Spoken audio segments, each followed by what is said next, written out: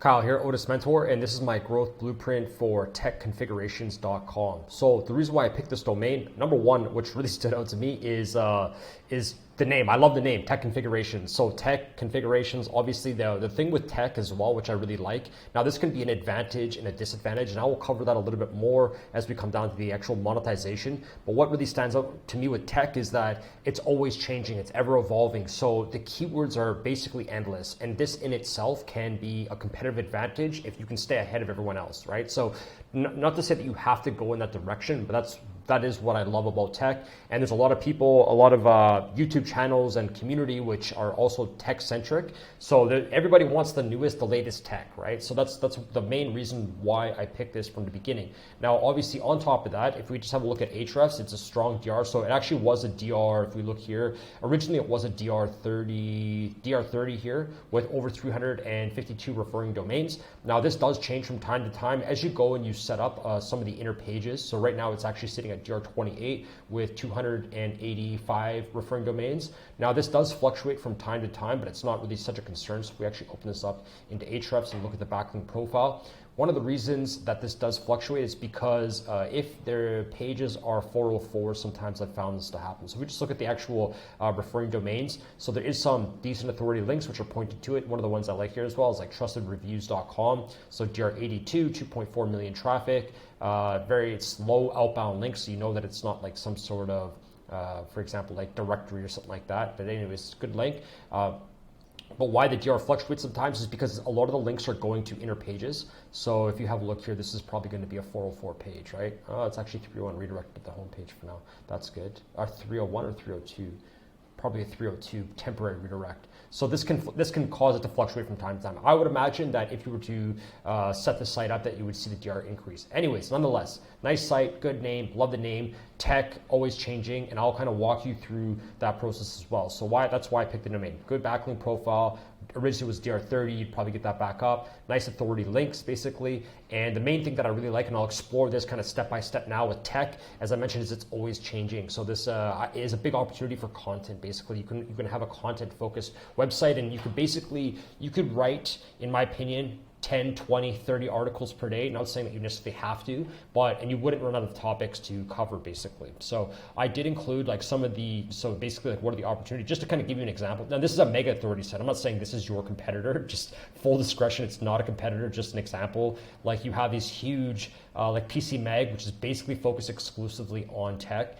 And as you can see, they're DR90, mega authority site, 12.6 million traffic. So if you want to take this to the extreme end, I'm not saying you're necessarily going to get there, but if you just want to see like the potential of the niche, I mean, is essentially endless. So you can just continue working on the site until you die, basically.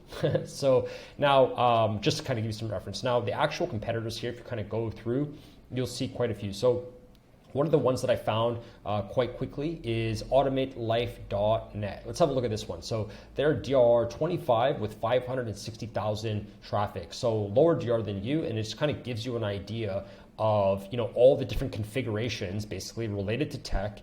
So they have here like FAQ, compare and how-to guides. It looks like they're mostly monetized just with ads. So if we just have a quick look at the actual keywords, you can see here 560,000.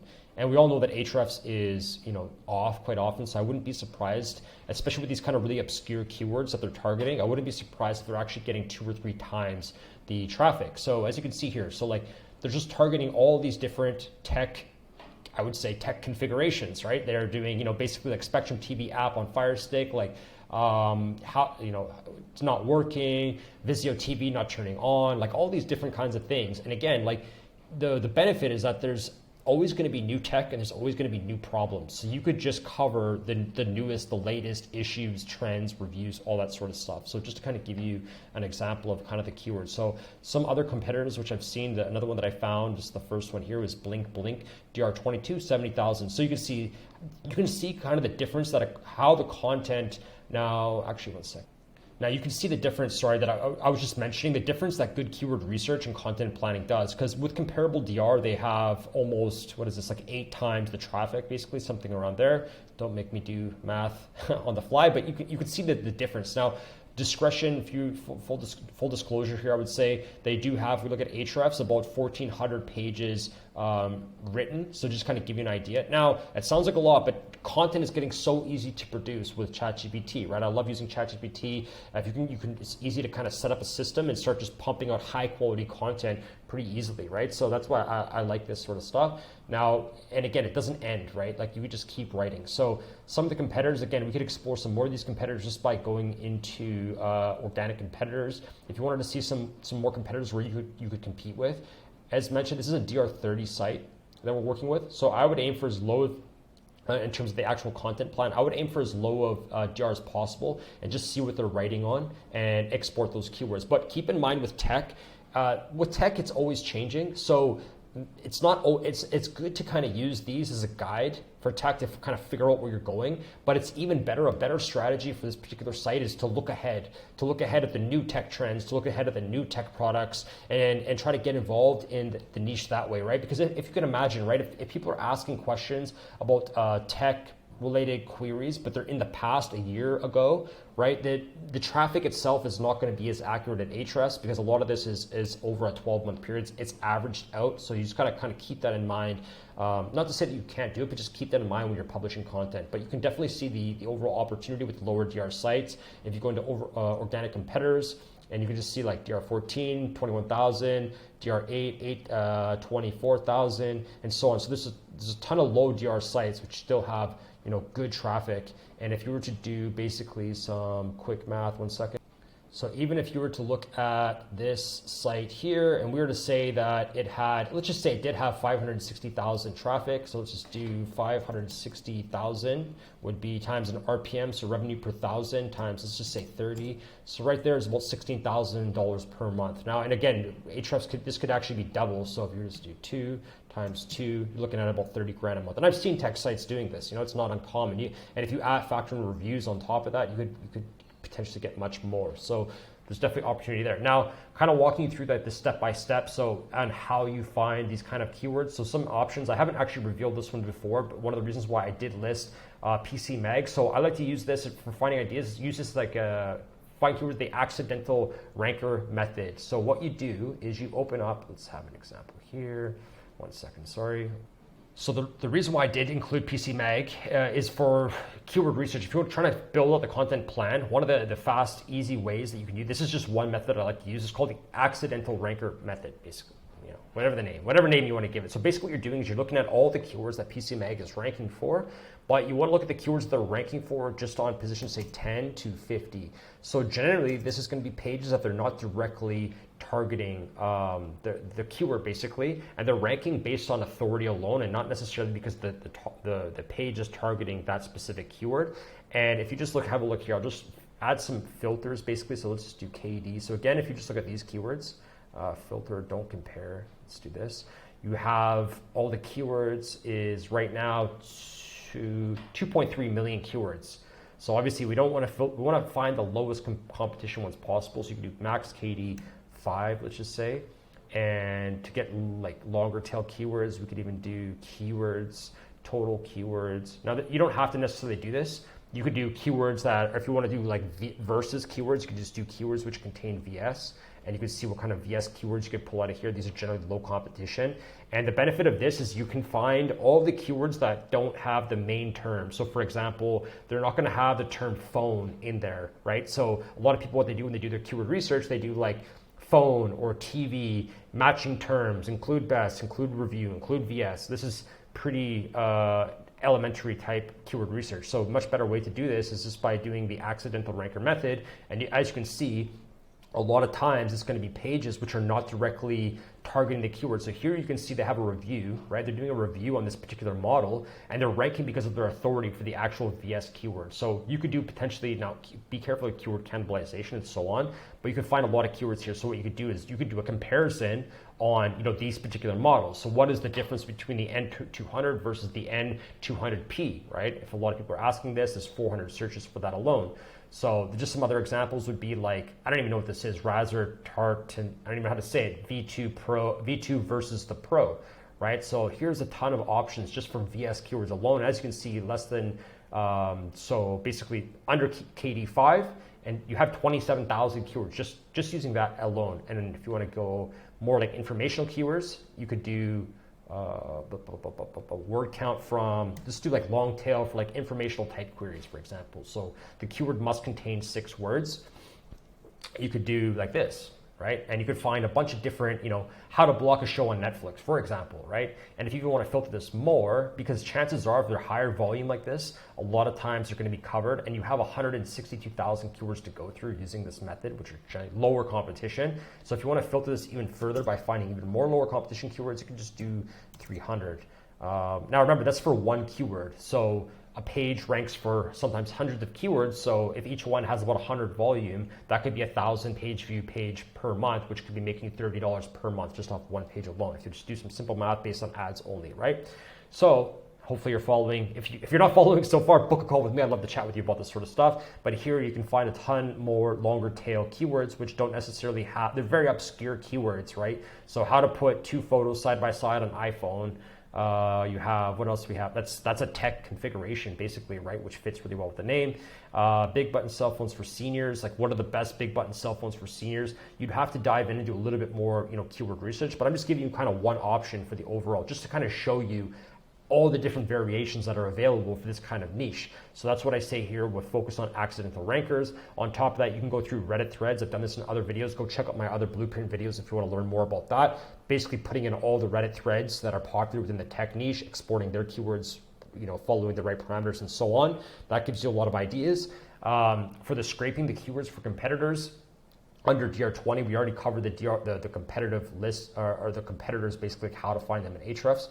Export them, DR less than 20. Just keep in mind, again, that tech can be, the volume can be off, right? Because if it's a trending product and it's trending for 1 month, then the keyword data can be a little bit off. So just kind of keep that in mind when you're writing content. If you notice that the keywords are off, that could potentially be it. So you might want to consider, I think I covered it a little bit more here, Google Trends. I talked about Google Trends. So getting ahead of the curve is signing up to all the big tech email lists and seeing what they're talking about, and then kind of covering those kinds of products. And you can also check out Google Trends to figure out like what's coming up, what's on the rise, what are the new models. And if you're already interested in tech, this is very easy to do because you're already going to be following like the tech updates to kind of stay on top of that. So this can be a competitive advantage by just being the first to write the content. And even though it might not be evergreen, and it might not be necessarily like consistent. You might just have to keep publishing content, but that's a decent, that's like a news site in itself, right? So that's just kind of a different approach for publishing content. And I think that, there's also the fear of like AI, right? Maybe AI is going to be taking over the content, but I think that AI is going to have a harder time staying up to date with the latest trends, basically. I think there's going to be a bit of a lag there, as you know. So if you ask ChatGPT to write you content, right now it's only going to give you information up to, I think, 2021. So you can use ChatGPT to help you write the content. You're going to have to supply it with the facts to make sure that it's all factually correct. So that's can be an advantage though, right? So again, here I've talked about this in some of the other videos a little bit more depth. So avalanche method, just publish 1 per day. If you really want to smash it, just publish as much content as possible. If you can do 3 per day, that's great. If you can do 5 per day, that's great. Like I showed you before, like you will never run out of topics to talk about basically, but I would definitely like niche down a little bit more and figure out what's working and then just kind of focus there. So it might be specific to TVs, it might be specific to phones, it might be specific to computers, it might be specific to, say, for example, smart homes. Like you could even kind of niche up a little bit more. So just kind of keep that in mind. But I would try to keep it as targeted as possible. Using ChatGPT, easy to use ChatGPT for the sort of stuff to publish info content. As long as you supply it with the right facts, you can get really high quality content. Check out this guy, see what he's doing, or this person, I should say. I don't know if it's a guy or girl.